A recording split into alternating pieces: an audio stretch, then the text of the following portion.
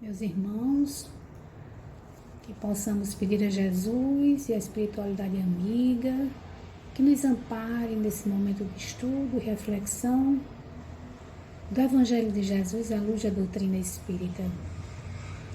Hoje vamos conversar um pouco sobre a obra evangelizadora do apóstolo Paulo.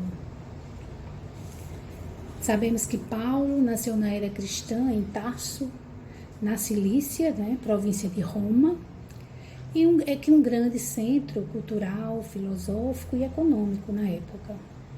Usufruía de condições sociais e socioeconômicas bastante privilegiadas devido à cidadania romana.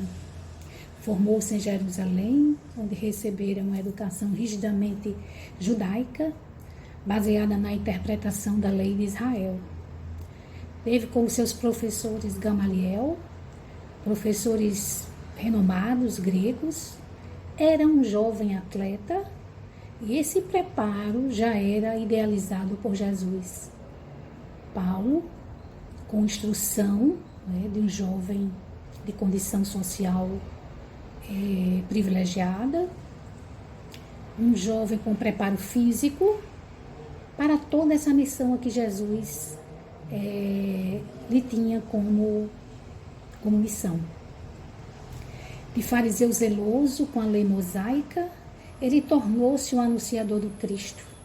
A partir de então, a fé no Messias era o único meio para a salvação. Passou pelo momento de conversão, onde aí substituiu-se o homem velho, diminui Saulo e cresce Paulo. A partir da conversão, na entrada de Damasco, quando ele visualiza Jesus, e que ele faz a pergunta a Jesus, a quem ele perseguia todos aqueles que acreditavam no Messias. E ele pergunta, a partir dali, nasce um novo homem. Senhor, que queres que eu faça? E Jesus o orienta que entre em Damasco e que ele receberá as instruções logo nos primeiros dias. E Jesus determina Ananias, a quem até então Saulo iria estava perseguindo. E Ananias é que vai, a pedido de Jesus, até Saulo, onde ele estava abrigado. Ele até então cego, a partir daquela visão, aquela luminosidade que ele vê na entrada de Damasco, ele fica cego, e aí Jesus pede a Ananias que vá até ele para restituir-lhe a visão e dar as diretrizes dessa missão que Paulo, a partir de então, seguiria como discípulo do Mestre. E é restituída a visão de Paulo por Ananias. E Paulo vê, e é descrito no livro Paulo e Estevão, as escamas que caem da visão física de Paulo. A partir do momento que ele reconstitui a visão orgânica, a visão física, ele passa a se dedicar exclusivamente à causa do Cristo. Passou por esse momento da conversão, onde substitui esse homem velho pelo homem novo, e passa de perseguidor a propagador e fundador das primeiras comunidades cristãs. Realizou inúmeras viagens pelos centros urbanos, o preparo de Paulo desde a infância, com grandes mestres educadores, com seu embasamento científico, seu preparo físico, já era todo um preparo de Jesus para que aquele vaso escolhido fosse discípulo do Mestre. E Paulo passa por diversas fases. A gente, didaticamente, divide essas fases em três. A primeira, que é a fase da conversão e agregação à comunidade da Antioquia, na Síria. A segunda fase, que é a fase que ele aparece como enviado da igreja para uma grande missão junto aos pagãos. E a terceira fase, Paulo segue de missão agora em sua missão independente, sem Barnabé, com autonomia, orientando as igrejas da Ásia, da Grécia, pregando na língua grega. E a partir daí, nas suas viagens missionárias, não limitou-se só a simples anúncio da palavra, mas formando comunidades maduras e autossuficientes que se comunicando em forma de cartas, uma vez que naquela época era difícil a locomoção entre as cidades, então como ele não poderia estar em várias localidades em um só momento, recebeu por uma noite em que deitava no seu cansaço extremo, uma mensagem do Cristo dizendo: Paulo, escreve, não é necessário estar presente. As cartas irão transmitir às pessoas o Evangelho. E aí ele passa a escrever essas cartas, se comunicava através das cartas, que exortavam, confortavam, ensinavam e orientavam a todos. No total, são 13 cartas, embora 7 lhes sejam atribuídas de uma forma segura, como sendo de Paulo. Paulo é considerado um dos primeiros e mais importantes teólogos do cristianismo. Suas cartas contribuíram para a compreensão do movimento religioso e das suas propostas para a organização de novos modelos da sociedade na época e atual, e nos nossos dias. Ele partiu da concepção desse dualismo entre o mundo físico e o mundo espiritual. Segundo Paulo, o homem vive em luta constante entre o seu ser espiritual e a carne. E o espírito deveria prevalecer sobre os desejos do corpo. Era chamado a frequentar, todos aqueles chamados a frequentar essa nova religião, tinham que se tornar novas criaturas, nascer de novo, segundo Paulo, e segundo esses princípios cristãos. Para Paulo, a igreja consistia numa ideia de família, onde todos seriam filhos de um mesmo pai.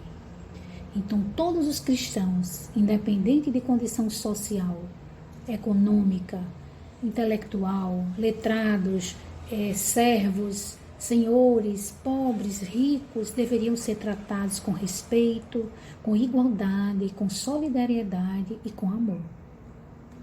Estava sempre buscando informações sobre as comunidades com as quais se comunicava, através de cartas e mensagens. Contava com a educação dos filhos dentro dos lares. Aconselhava os pais a educarem seus filhos dentro do princípio cristão. E vivendo a vida de maneira, num âmbito de moralidade, e conscientizava a responsabilidade desses pais sobre a educação de seus filhos. O retorno à tradição judaica dentro do cristianismo. As principais estratégias do missionário foi adaptar-se aos costumes daquele que desejava evangelizar. Agia como sem lei para aqueles fora da lei. Era fraco para os fracos. Não media esforços para conquistar novas pessoas, para aderirem ao cristianismo. Apóstolo dos gentios, categorizou os aspectos da fé cristã como graça, justificação e salvação de forma penetrante, com grande expressividade, como nunca visto antes. Explorava princípios e conceitos importantes, que caracterizava por propostas formativas, utilizando vocabulário simples e direto, pois os membros das comunidades pertenciam a classes mais populares da cidade. Doou-se a causa de missionário de modo difícil de separar a sua vida particular da sua vida de missionário. Sua experiência na conversão provocou uma revisão radical do seu estilo de vida, da sua visão de mundo. Passou de principal perseguidor a principal protagonista do movimento cristão. De zeloso pelas tradições do seu país, apóstolo dos gentios, como a sua missão integral. Sua personalidade sensível e rígida foi de extrema importância para a formação daqueles que buscavam o cristianismo, seriam chamados aos cristãos. Para a compreensão do cristianismo, devemos conhecer a vida e as cartas de Paulo. Não se limita à época anterior, mas aos nossos dias atuais. Aqueles que desejam seguir o Cristo, que sejam exemplos para as outras pessoas. Então, irmãos, sejamos esses imitadores do Cristo. Então, meus irmãos, esse breve resumo da trajetória do nosso apóstolo Paulo, nós podemos ter a consciência da importância de todo esse início do cristianismo e a contribuição também dentro do cristianismo redivivo, né? Dentro da contribuição dessa parceria dentro da doutrina espírita. Pois, no livro Seara dos Médiuns, no seu capítulo chamado Faculdades Mediúnicas, no livro de Franciscano Xavier por Emmanuel, já é relatado aqui que na carta de Paulo aos Coríntios, ele já fazia menção aos caracteres da mediunidade, né? E é fácil ver essa consonância entre o espiritismo e o cristianismo, ressaltando essa perfeita correlação, né, entre a mensagem de Allan Kardec como a chave das elucidações mais amplas dos ensinos de Jesus e dos seus continuadores. Aqui falava na carta aos Coríntios da afirmação que já acontecia, né, dos processos mediúnicos.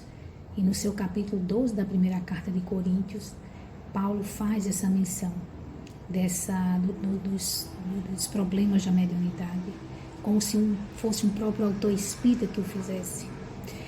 Dentro também da Revista Espírita, no seu ano de 1863, dezembro de 1863, há uma mensagem de François Madeleine que fala também que Paulo, durante a carta aos Coríntios, ele foi um dos primeiros a ressaltar a necessidade da caridade, dizendo que o sopro que ocorre em suas epístolas, a santa inspiração que anima os seus ensinos, é assim que na sua primeira epístola aos Coríntios ele ensina que sem a caridade não existe nenhum homem, ainda que fosse santo, profeta ou removesse montanhas, que pudesse ser discípulo do nosso Senhor Jesus Cristo. Então, como os espíritas e antes dos espíritas, foi ele o primeiro a proclamar esta máxima que faz a vossa glória, fora da caridade não há salvação. Então, isso não é apenas um único laço que se liga à doutrina que Kardec deixou para nos orientar.